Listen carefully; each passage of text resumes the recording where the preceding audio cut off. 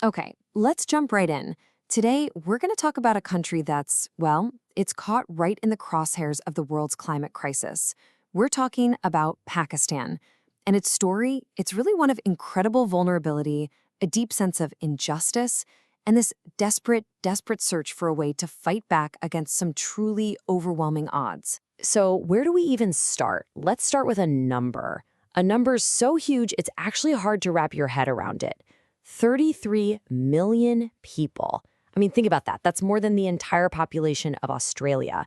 And all of them affected by a single event, the catastrophic 2022 floods. The floods that put a third of the entire country underwater. This isn't just some number on a page, It's the human scale of this crisis, and it is just staggering. And that number, that 33 million, it points to something really fundamental and, frankly, deeply unfair. It's a paradox that's really at the core of the whole climate change story. And honestly, you won't find a more glaring example of it than in Pakistan. So, here it is. This is the paradox in black and white. You look at one side of the ledger, Pakistan's contribution to global emissions, it's less than 1%. Barely a blip. But then you look at the other side, its climate risk ranking. It's consistently in the top 10 most vulnerable nations on the entire planet. So you see what's happening, right? Pakistan is paying this incredible, devastating price for a problem it did next to nothing to create. It's a climate victim, not a perpetrator. But here's the thing. To really get what's going on, you can't just look at the floods in isolation. That's just the first domino to fall. What's really happening in Pakistan is this chain reaction.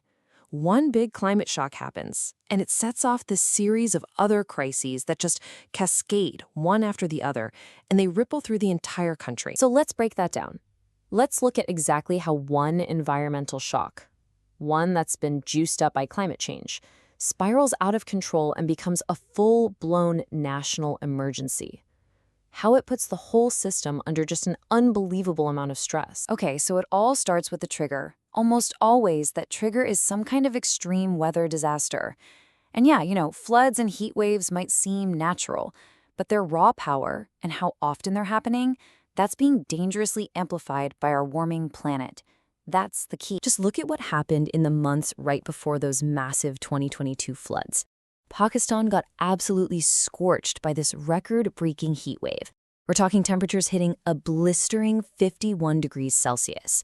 And get this, scientists ran the numbers, and they figured out that this kind of crazy heat was made 100 times more likely because of climate change. That heat, it melted glaciers up north, pouring extra water into the rivers. It basically preloaded the disaster. It set the stage perfectly for what came next. So after that initial shock, bam, it triggers 3 other emergencies that are all tangled up with each other. First up, the water system itself just collapses. Dams get overwhelmed, levees break, it's catastrophic. Then you've got a massive public health crisis. Experts have a term for it, a syndemic. It's where you get these synergistic epidemics. So dirty water causes outbreaks of diarrhea and cholera, and at the same time, destroyed crops mean widespread malnutrition. Each problem just feeds the other. And finally, you have complete economic ruin. Those 2022 floods, over $30 billion in damages and losses. For an already fragile economy, that is just a knockout blow. And this is where the cycle gets really, really vicious. So after a disaster like this, Pakistan has to look for international aid, right? But here's the catch. That aid, it's usually not free money. It's not grants. It's loans. So after the 2022 floods, something like 90% of the money that was pledged came with strings attached as debt.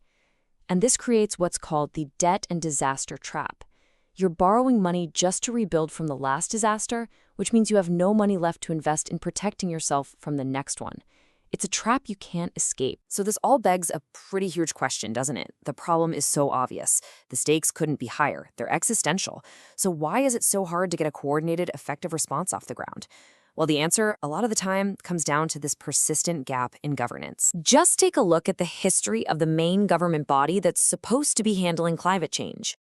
It's been treated like a political football. In just 5 years, it was broken up and given to the provinces, then brought back as a federal ministry, then downgraded to just a division, and then upgraded again to a full ministry.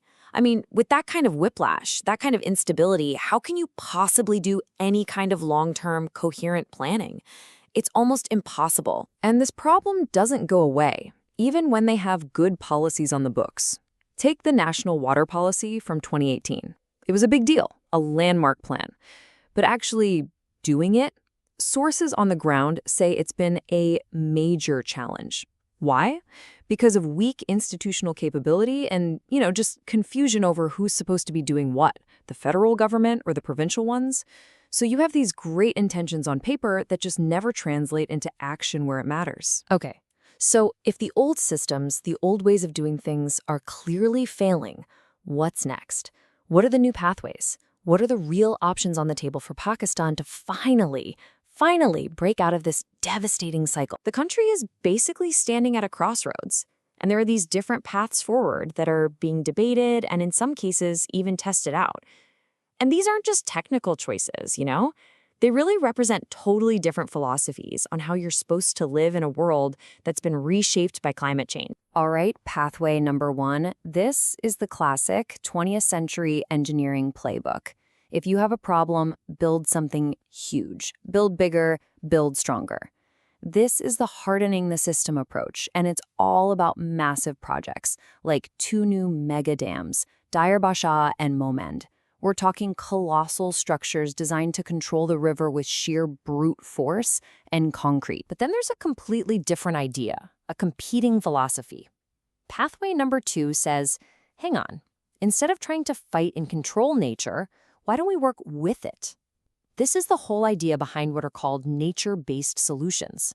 It's about using the landscape itself, like floodplains and wetlands, as a kind of living, breathing infrastructure to manage these climate risks. And the poster child for this approach is a project called Recharge Pakistan. It's this really visionary 30-year plan. The core idea is brilliant.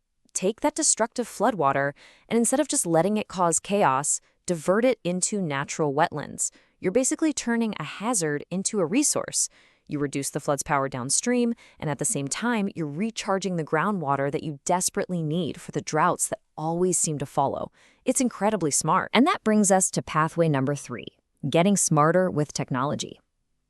This path is all about making a huge technological leap forward, using data and AI to manage water in ways we never could before. We're talking about AI that can predict floods with way more accuracy and give people more time to prepare. Or get this, creating a digital twin of the entire Indus River, a complete virtual copy, so you can test out different strategies without any real-world risk.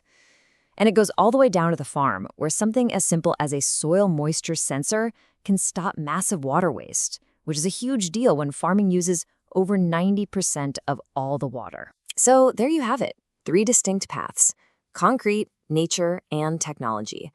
The tools are there, the ideas are on the table, but this is where you start to realize the biggest challenge here might not be about engineering or ecology at all. Because here's the real takeaway.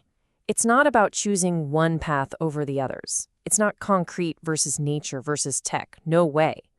The real solution is about weaving all 3 of them together. It's about using smart tech to manage both the big dams and the natural wetlands, all of it guided by a government that's coordinated, reformed, and not driven by politics. The ultimate challenge isn't technical. It's a test of governance. It's a test of national will. And believe me, the stakes are absolutely astronomical. Look at the numbers. The estimated cost for Pakistan to just adapt to climate change by 2030 is a mind-blowing $348 billion. Now, compare that to how much international aid was pledged after the last big flood, and then look at how little of that has even been delivered. That gap, that massive, massive gap, it tells you everything. Waiting for the next disaster simply isn't a strategy. Making this shift is an absolute strategic imperative for the country's survival. Which leaves us with one final and pretty heavy question.